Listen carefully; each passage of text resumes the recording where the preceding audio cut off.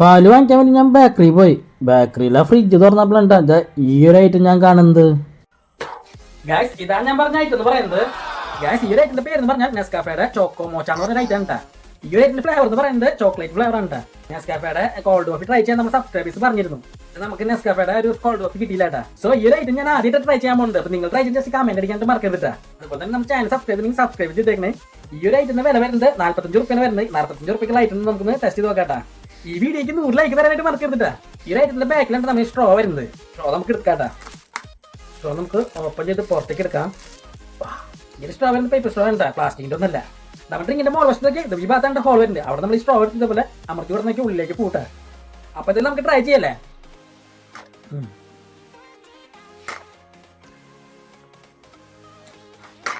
ഈ ഐറ്റത്തിന്റെ ടേസ്റ്റ് എന്ന് പറഞ്ഞാല് ചോക്ലേറ്റിന്റെ കോഫി ഇല്ല, കോൾഡ് കോഫി, അത് കുടിക്കുന്ന ടേസ്റ്റ് ആയിട്ട് ഫീൽ ചെയ്തു. അതുപോലെ ഈ ഡ്രിങ്കിനെ കുറച്ച് കയ്പും കാര്യങ്ങളൊക്കെ ഉണ്ട്. സോ ഈ ഐറ്റം വലിയ ക്വാളിറ്റി ഐറ്റം ഒന്നും പറയാൻ പറ്റില്ല. ഒരുവിധം കുഴപ്പമില്ല. ചോക്ലേറ്റ് ഇഷ്ടം ഞാനാണ് കേട്ടോ. പക്ഷേ ഈ ഐറ്റം വല്ലാണ്ട് ഇഷ്ടപ്പെട്ടില്ല. 45 രൂപയ്ക്ക് ഈ ഐറ്റം വേർത്താന്ന് ചോദിച്ചു കഴിഞ്ഞാൽ എനിക്ക് അങ്ങനെ തോന്നിയില്ല. ഈ ഐറ്റം കാരക്കല്ലേ